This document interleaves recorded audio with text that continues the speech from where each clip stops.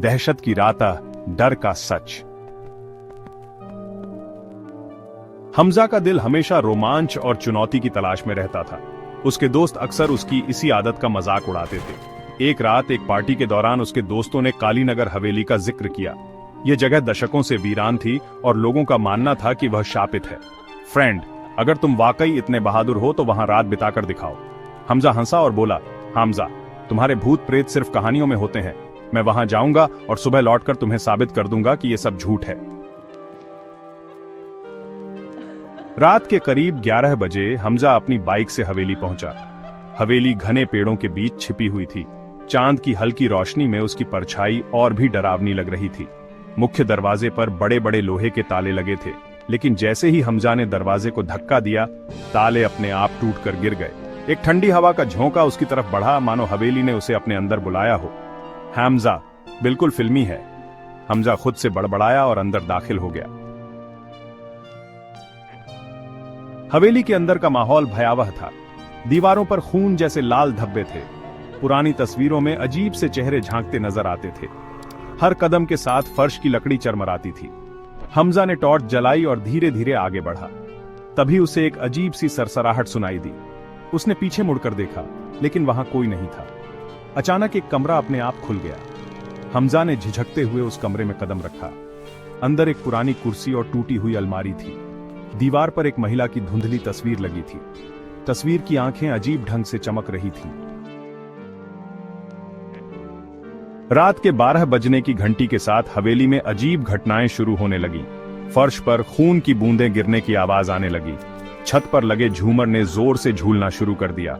हमजा का दिल तेजी से धड़कने लगा। उसने खुद को समझाया कि यह सब उसका वहम है। तभी उसे लगा कि कोई उसके पीछे खड़ा है। उसने डरते हुए मुड़कर देखा, लेकिन वहां कुछ नहीं था। अचानक हवेली की दीवारों पर बने चित्र हिलने लगे। उन चित्रों में से हाथ बाहर निकल रहे थे।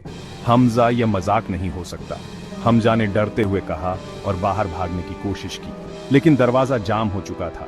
एक कोने से काले धुएं जैसा एक साया उठने लगा। उसकी आंखें अंगारों की तरह लाल थीं। वह धीरे धीरे हमजा की तरफ बढ़ने लगा। साए की गूंजती आवाज हवेली में गूंजी, शैडो, यहां आने की हिम्मत कैसे की?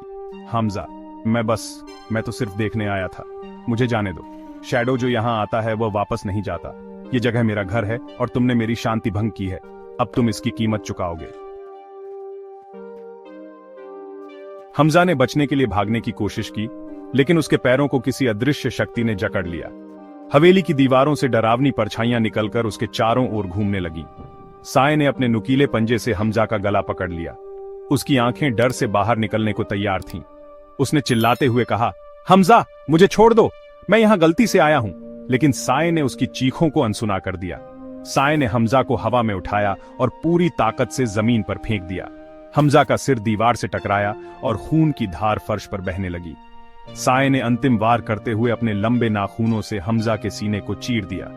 उसकी चीखें हवेली के हर कोने में गूंज रही थीं। साए ने उसका खून पी लिया और उसकी लाश को हवेली के मुख्य दरवाजे पर लटका दिया। अगली सुबह लोगों ने हमजा की लाश को देखा। उसका चेहरा डर से विकृत हो चुका था और उसके शरीर पर गहरे घाव थे। उसके खून से दीवार पर लिखा था, यहां आने वालों का यही अंजाम होता है। यह कहानी इस बात की याद दिलाती है कि हर रहस्य को जानने की कोशिश करना आपकी जान पर भारी पड़ सकता है। कुछ दरवाजे हमेशा के लिए बंद रहने चाहिए।